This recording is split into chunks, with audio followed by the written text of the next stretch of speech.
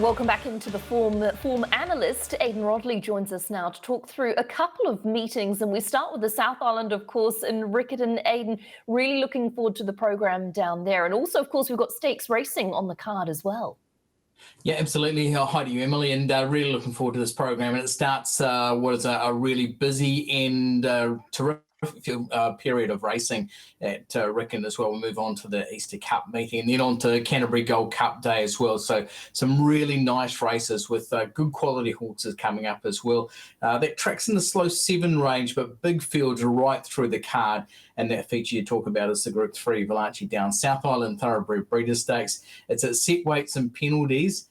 Every single horse in the race carries 55 kilograms, so probably a decent advantage to those who are high rated. Yeah, exactly right. And I was keen to get your thoughts around that feature race at race 8 on the card from Riccarton. There's a number of key chances, Aidan, and I thought we could start at the top of the page with Irish Girl. If you're looking for a consistent type, geez, this is one of them. Absolutely, yeah. She's been running at Ellerslie in her last 4. I think $4 is actually really generous from bookmakers here.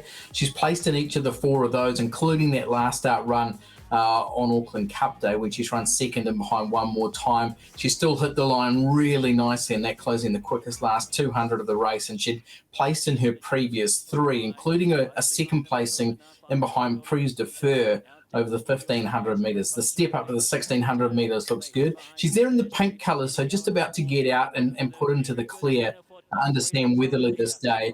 And she heads to the South Island, where her record is sublime. She's had 4 starts in the South Island for 3 wins and a second placing. That second placing was in the 2020 Group 3 Canterbury Breeder Stakes when she's running a game second behind Amy's Jewel. So she hits the line really nicely that day. Barrier 1, wet track. They might be the slight concerns if there's one either way, but she's a 90 rated horse in a set weights and penalty where she carries 55 kilograms, the same weight, Emily, as horses who are rated 65, 67, 68 at the bottom of the book. So she's beautifully placed. By all accounts, she's travelled superbly. Now, settled in nicely. She travelled early in the week, Monday, crossed over on the ferry, and she's in great order. I think she's clearly the horse to beat. And at $4, I think bookies are probably gifting you something there. Yeah, she looks very hard to beat, doesn't she, Irish Girl? But there are a couple of other horses in that field worth talking about, Aidan, including the Gift. If you're looking for a horse in winning form, then the Gift has won its past 2, hasn't it? Yeah, absolutely. She's bringing really good Southland form, of course, trained down there by Robert Dennis, winning at Invercargill and Gore in the last couple. We'll go and have a look at a couple of these performances, because previously she's been a filly and mare who would race from just off the speed, but she's been put into the race the last couple. You go back 2 starts and she was winning under 56 kilograms at Invercargill. This day she's fought really strongly and just lobbed in. The second horse there is a horse who's since gone on and performed pretty well at Trentham last weekend. So she's in good form. Obviously, down to 55 kilograms, this is suiting her because she has been used to those big weights. And obviously a string to the bow being able to get 4. But just against that is that wide barrier draw. She's drawn barrier 14. So there is a bit of speed in this race from the likes of Glorious Ocean. Pull your socks up, I think, are the main 2 speed influences in here. But what do they do from 14? Do they press forward? And I'm just not so sure that the wide barrier draw suits her. On what she's been doing, she's a factor in the race. So. And another one that I wanted to highlight was Beneficial, a last start winner, Aidan. What's your assessment of this one and its chances in the feature? She's been terrific, Beneficial. She did fail 2 starts back on a wet track, which might be a concern. That was in the Group 3 White Robe Lodge down at Wingatui. But this race here, she's in the outside in the gold colours. And you can see her. We spoke to Richard Didham leading into this race, and he said 1,400 metres will be just a touch too short for her. Wait for her at 1,600 metres next time. Well, we didn't have to wait because she was really good. She runs over the top of I Am a Rock, who's since gone on and competed at Trentham and run pretty well up there as well. And her overall body of form, very good. She ran second, came from an impossible position in the Canterbury Breeder Stakes. That was the race that Providence Provides, hit the rail. She's really hit the line strongly, only gone down a nose that day in a 3-way finish. but gets back to that set weights and penalties where she's in beautifully at the 55. And yeah, she's a contender in this race, especially with the cosy run that you'll get from barrier 2 and the extra distance of this race.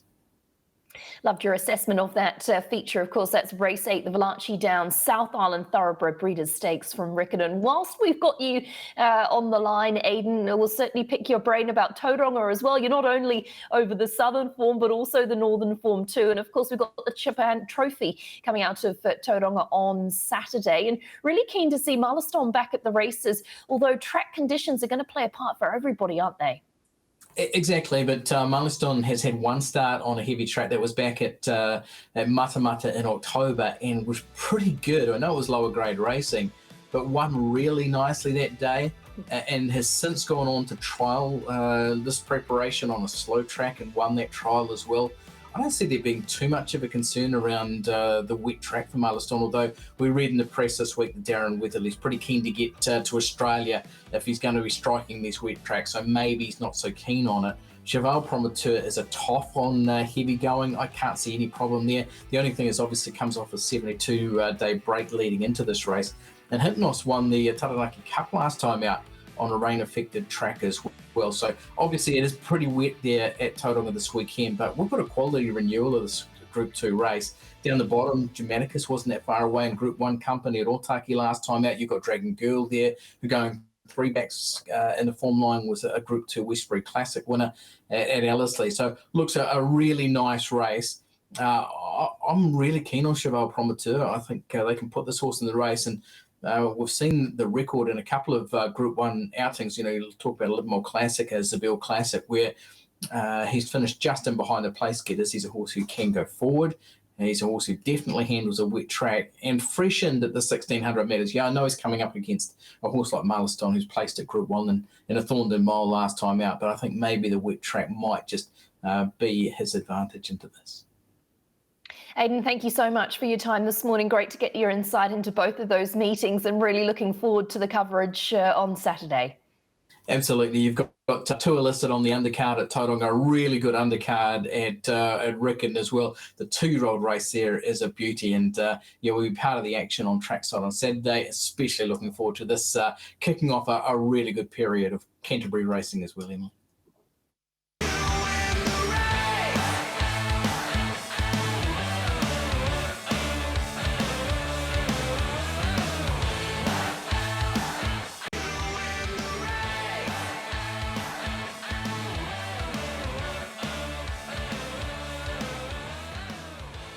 Well, up next on the form, we link in with Andrew Forsman, who's got a big team across the ditch and also a couple of runners at Tauranga as well. Andrew, a very warm welcome into the form this morning and looking forward to analysing some of these horses with you, although wet conditions across the Tasman. Yeah, I think it's wet everywhere at the moment. So I guess sometimes you're going into the unknown a little bit, and a few of them will be. So, yeah, it'll be interesting to see how the weekend plays out. Let's start with home shores. Of course, at Tauranga, you've got in race number 1, St. Bathans, a horse that was newly acquired to the stable and very quickly broke through for that maiden win. What have you learnt about him since then? Not a lot. We haven't done much with him. It was, a good tough win, but he did it pretty easily, and he's pretty fit now, so we've just kept him up to the mark. He is the unknown.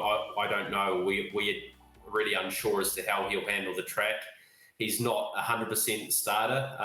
We'll probably got a little bit of time to have a think about that and whether it's the right thing to do. I guess in a lot of ways it would be nice to know whether he does handle wet ground, but yeah, we're a little bit unsure about it at this stage. And up in distance looks like it'll suit. I know a number of these types are getting over plenty of ground, so the 1400 does seem ideal.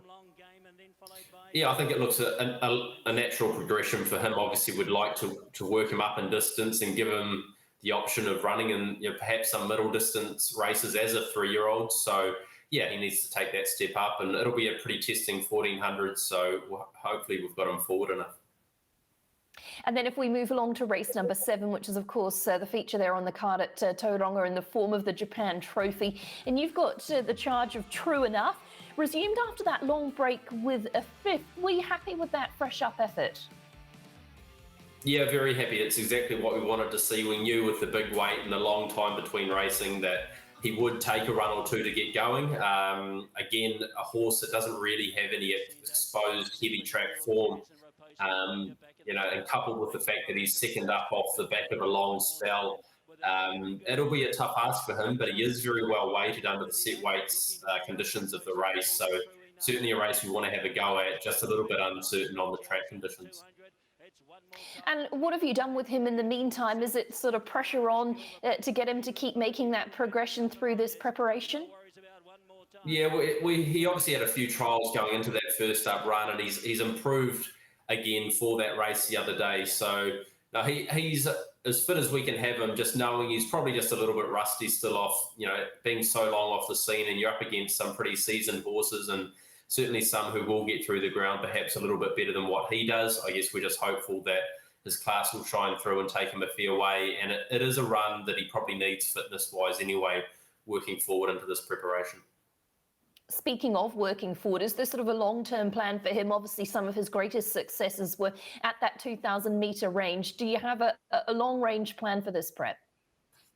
Well, we did want to keep the option open of backing up into the Awapuni Gold Cup Saturday week. So again, that would mean he would need to run very well this Saturday to keep that option open, because as you know, Emily, as we start to get into the early part of the winter, options for a horse like him are very limited. So we've got a small window to get a few runs into him this time around, and then perhaps look forward to giving him a little bit of a break and heading into the spring. And then let's get you to Australia, because there's a number of key runners. Really exciting day for you there on Saturday at Rose Hill. We'll start with them obviously in racebook order, and of course Moroni is the first to step out in the Neville Selwood. An 11-week break before that fresh run. For punters, it probably wasn't that appealing. What sort of made you feel confident enough to head across the ditch? We'd always had in the back of our mind that we would take him to Sydney. Obviously, he is a horse that really does need genuine given the ground. If it's firm, he doesn't really operate that well. As soon as he gets that little bit of give, he's a different horse. Clearly, he's going to get that in Sydney. We didn't know really what the weather was going to do when we had to make the decision at the end of last week to put him on a plane, as far as what was going to be a suitable race for him here. So, yeah, we I guess took the punt, had a go. He's over there now. The first up run, I'd be a little bit forgiving at Ellerslie the other day. He copped a bit of interference, basically got put into the rail, and his hind quarters got turned sideways. He pulled up a little bit ordinary, but actually recovered pretty quickly in the days post that run at Ellerslie. So that was a total forgive, and we've just had to take on trust that taking him over there, he will measure up in that sort of company. And there's a couple of pluses, isn't there? The fact that he's jumping in distance as well to the 2,000 metres looks ideal too. Yeah, it does. He's operated at that distance before well, obviously, but yeah, it is a big step up in company. So under the set weights conditions of the race, he's probably not that well off against a few of them, but it'll be a good test. But yeah, on ability, he's certainly good enough.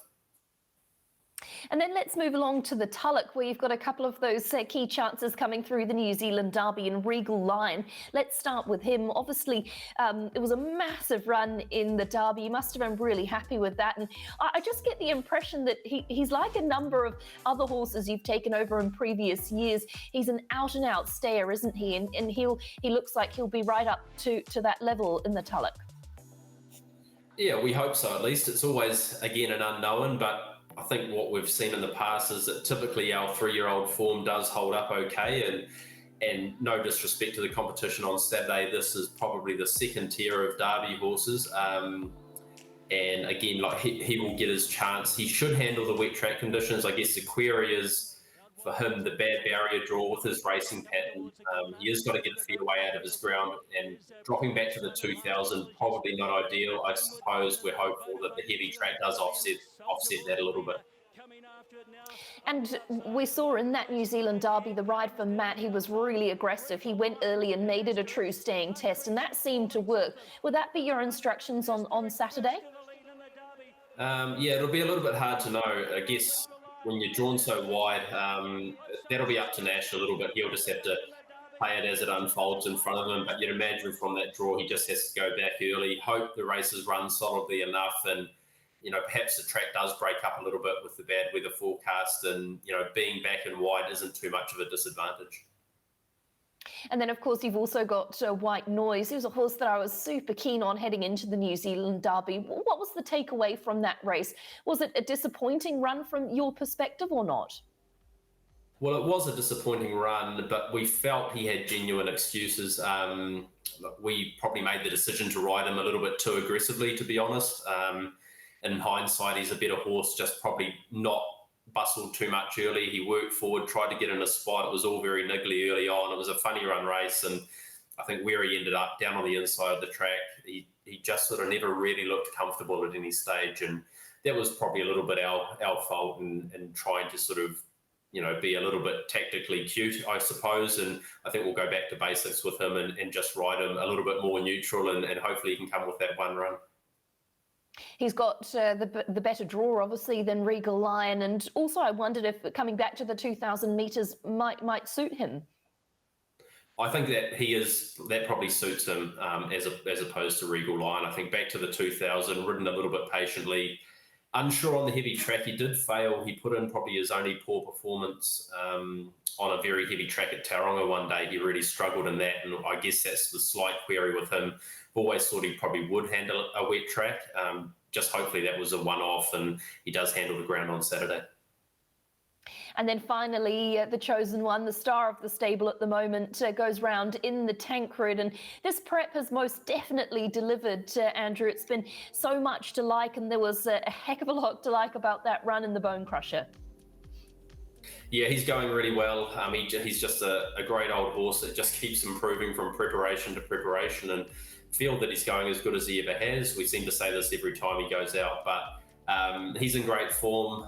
The query for us would be just how he handles a really heavy, loose sort of wet track. He was only okay in it at Tauranga when it was quite rain affected. Matt said that day he was sort of dipping and diving in it most of the way.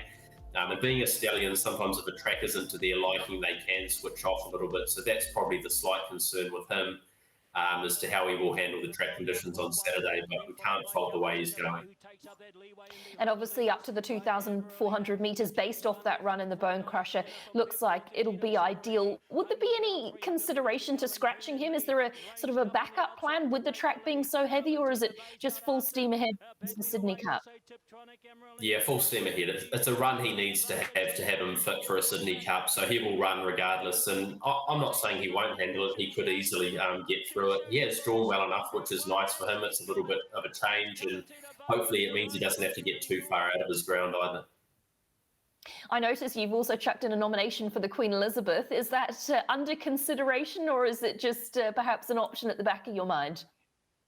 It's an option if he was to win impressively on Saturday. I guess you'd have to weigh up the two, given that he is still a stallion and trying to increase his stud potential. I suppose that would be a race you may look at, but I'd say at this stage it'll be a Sydney Cup.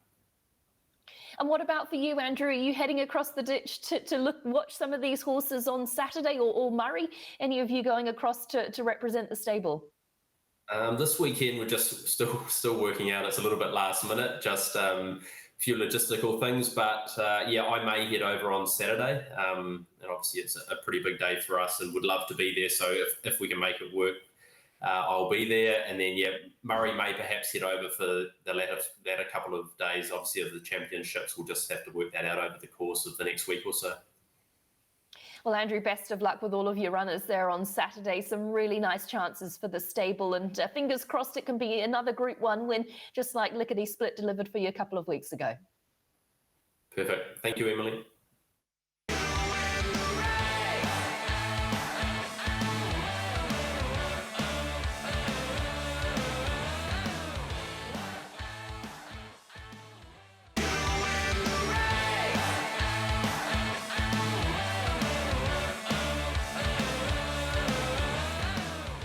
Well, up next on the form, we get into our trial watch, and Cambridge on Tuesday delivered a couple of horses that we want to follow heading forward.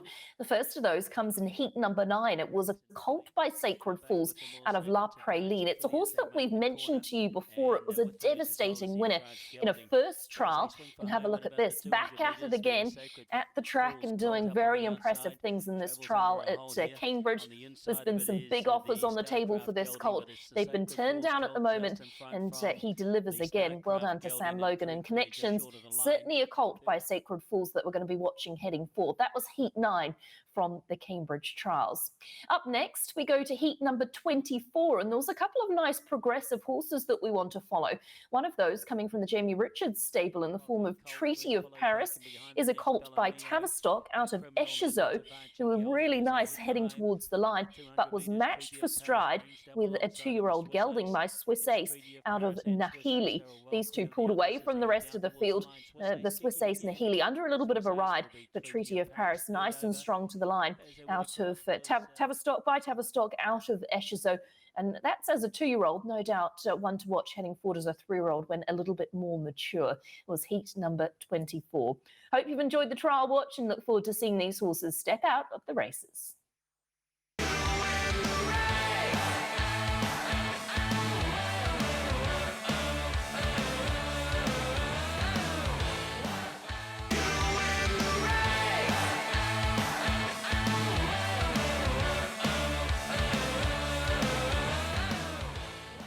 Well, the form wouldn't be complete without Craig the Whale Thompson. He's got a fantastic preview for us for Alexandra Park on Friday night.